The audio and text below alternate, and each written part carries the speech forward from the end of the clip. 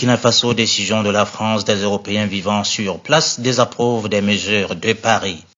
Un collectif composé d'environ une centaine de citoyens européens, incluant des ressortissants français résidant au Burkina Faso, a exprimé son mécontentement vis-à-vis des récentes décisions prises par la France à l'égard du Burkina Faso. Ils se disent touchés par les tensions diplomatiques croissantes entre les deux nations, sentiment exprimé dans une lettre ouverte adressée à Paris et relayée sur une plateforme en ligne.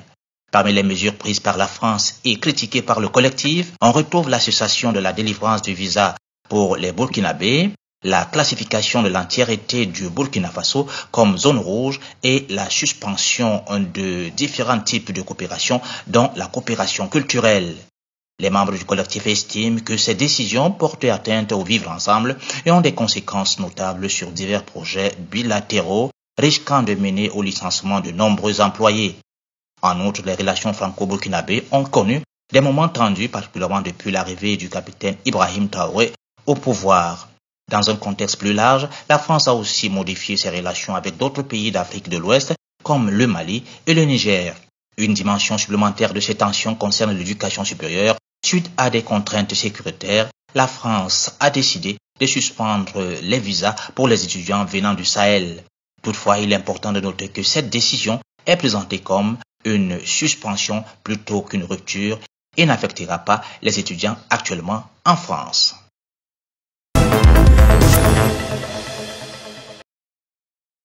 Rwanda politique, Paul Kagame est candidat pour un 4e mandat. Le président rwandais Paul Kagame a officialisé sa candidature pour un 4e mandat lors de l'élection présidentielle prévue l'année prochaine. Dans une déclaration au magazine Jeune Afrique, Paul Kagame, âgé de 65 ans, a exprimé sa gratitude envers la confiance que les Rwandais lui accordent et a confirmé sa candidature en ces termes. Je suis heureux de la confiance que les Rwandais me témoignent. Je les servirai toujours tant que je le pourrai. Oui, je suis bel et bien candidat. En mars, le gouvernement rwandais a pris la décision de synchroniser les dates des élections législatives et présidentielles prévues pour août 2024. Soudan, ONU, 700 000 enfants soudanais en danger de mort. Le taux de malnutrition sont en hausse, laissant présager des décès prématurés pour 700 000 enfants soudanais souffrant de malnutrition aiguë sévère. La moitié de la population souffre d'insécurité alimentaire aiguë et plus de 6 millions de personnes ne sont qu'à un pas de la famine. La rougeole et d'autres maladies sont endémiques et la violence sexuelle et sexiste fait payer un lourd tribut aux femmes et aux filles. Plus de 7 millions de personnes, parmi lesquelles 3,3 millions d'enfants ont été chassés de chez elles et plus de 1 million ont cherché refuge en République centrafricaine, au Tchad, en Égypte, en Éthiopie et au Soudan du Sud.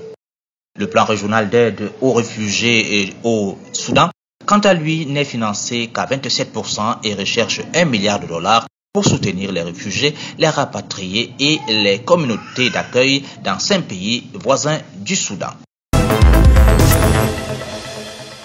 Rwanda, ONU, 4 mémoriaux du génocide intègrent le patrimoine mondial. 4 mémoriaux commémorant le génocide des Tutsis au Rwanda, durant lesquels au moins 800 000 personnes ont été exterminées, ont intégré mercredi 20 septembre le patrimoine mondial de l'UNESCO, annoncé l'organisation onusienne. Situé sur la colline de Gozizi, à quelques kilomètres du centre de la capitale Kigali, le mémorial du génocide construit en 1999 et inauguré en 2004 est le principal des quelques 200 lieux de souvenirs qui jalonnent le pays aux 1000 collines.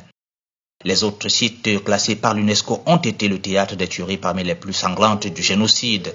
Dans l'église de Yamata, à une quarantaine de kilomètres du sud de Kigali, 50 000 personnes qui y avaient cherché refuge ont été massacrées en une journée. Le sud de Bisesero commémore notamment la résistance menée avec lance, machette et bâton par les Tutsis face aux génocidaires qui assassinaient des centaines de personnes dans les collines de cette région de l'ouest du pays. Les massacres de Bisesero sont l'un des épisodes les plus sensibles du génocide. La justice française a relancé en juin l'enquête sur la plainte de plusieurs associations qui accusent les forces de la mission militaro-humanitaire française turquoise d'avoir du 27 au 30 juin 1994, sciemment abandonné les civils tutsis. ONU Sahara occidental, l'Algérie dénonce l'illégalité de la politique du Maroc. À travers le discours prononcé par le président Tebboune mardi 19 septembre devant l'Assemblée générale des Nations unies, l'Algérie a réaffirmé haut et fort son soutien aux causes justes dans le monde. Le président de la République a particulièrement insisté sur les causes palestiniennes des Sahraouis.